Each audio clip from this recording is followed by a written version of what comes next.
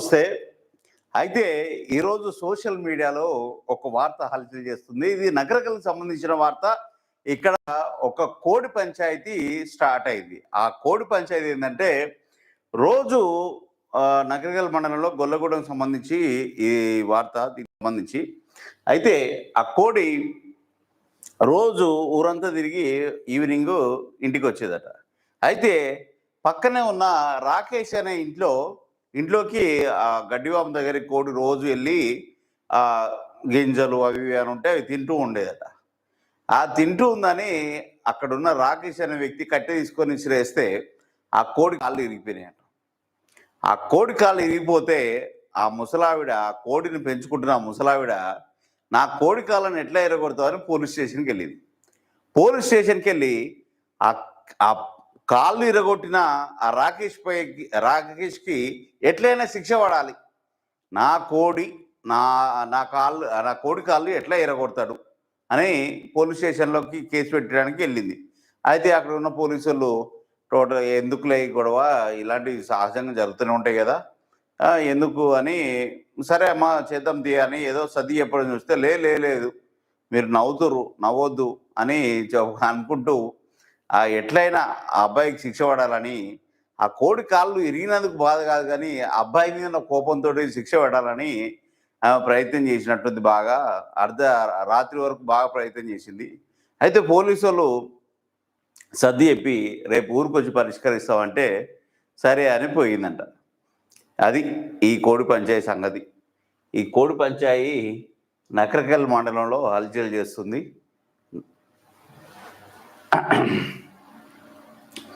నా కళ్ళ ముందే నా కోడి కాళ్ళు విరగొట్టాడు, నాకు డబ్బులు వద్దు, అతనికి శిక్ష పడాల్సిందే, కేసు నమోదు చేయాలంటూ మహిళ పట్టుబట్టింది నకరకల్ పోలీస్ స్టేషన్ పరిధిలో.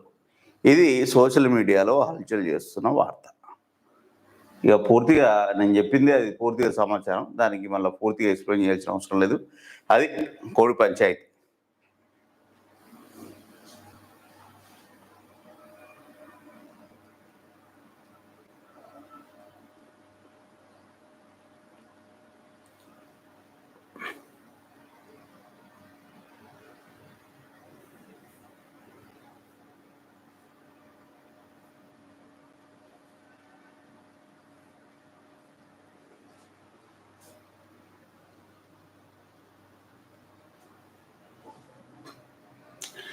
ఇక బెట్టింగ్ యాప్స్ ప్రమోట్ చేసిన హీరోలకు సంబంధించి ఒక కేసు రన్ అవుతుంది. అది ఈడీ కేసు సంబంధించి.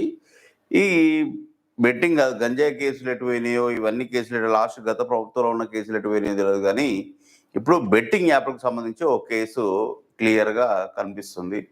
ఈ బెట్టింగ్ యాప్లకు సంబంధించి ముఖ్యంగా విజయ్ దేవరకొండ, రహనా దగ్గుపాటి, ప్రకాష్ రాజ్, మంచు లక్ష్మి, ప్రణీత, నిధి అగర్వాల్, అనన్య నాగల్ల, సిరి హనుమంతు, శ్రీముఖి, వర్షిణి, సౌందర్యరాజన్, వాసవి కృష్ణన్, శోభా శెట్టి, అమృత Chowdary, Nayani Pavani, Neha, Pathan, Pandu, Padmavati, Imran Khan, Vishnupriya, Harshasai, Bhayya Sunny Yadav, Shyamala, tasty Teja, Ritu Chowdary, Bandaru Sheshayani, Supritha, local boy Nani, Kiran Goud, Ajay, Sunny, Sudheer, వీళ్ళందరి మీద బెట్టింగ్ యాప్లకు సంబంధించి యాప్ని ప్రమోట్ చేసిరని ఈ న్యూస్ హైలైట్గా కనిపిస్తుంది.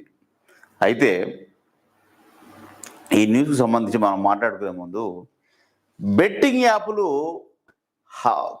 కుప్పలుగా యాప్ స్టోర్లకు వచ్చి ఇన్స్టాల్ చేసుకొని ఆడుతున్నప్పుడు, నష్టపోతున్నప్పుడు అవి యాప్ స్టోర్లకి అలౌ చేయడమే నేరం. సరే అలౌ చేసిరనుకో, అవి ఆడుతురని తెలుసు, చనిపోతురు అనేది తెలుసు, ఆ బెట్టింగ్ యాప్లో మనీ పోగొట్టుకొని ఆత్మహత్యలు, సూసైడ్లు ఇవన్నీ చేసుకొని చనిపోతురని కూడా తెలుసు. సరే వీళ్ళు మనీకి ఏదైనా చేస్తారు, సినిమా హీరోలు కాబట్టి. సరే వాళ్ళు చేసిరేమో అనుకో, వీళ్ళ వల్లనే చనిపోయారు అనుకో,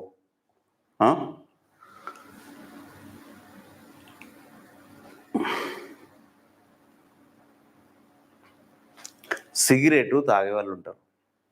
సిగరెట్ తాగి ఎంతమంది చచ్చిపోతున్నారు? గవర్నమెంట్ అది ఎందుకు అలౌ చేస్తుంది? మందు తాగి ఎంతమంది చచ్చిపోవట్లేరు? దాన్ని ఎందుకు ఆలోచిస్తున్నారు? బెట్టింగ్ యాప్లు కూడా ఆడి చనిపోతున్నారు. దాన్ని అలో చేసింది గవర్నమెంటేగా ఫస్ట్. ఇప్పుడు కేసులు ఎందుకు? వీటి మీద కేసులు పెడితే వాటి మీద కూడా కేసులు పెట్టాలిగా. ఎందుకు పెట్టట్లే?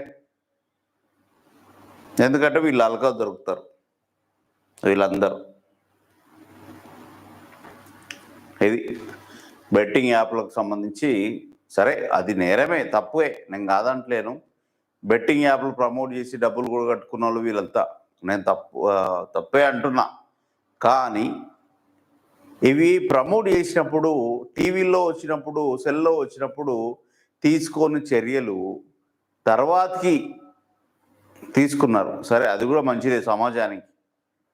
సరే, ఏదేమైనా మరి లాస్ట్ టైం గంజాయి కేసులు ఏమైనాయి? అవి ఎందుకు వెలికి తీస్తలేరు? అది కూడా ఆలోచించాలి కదా.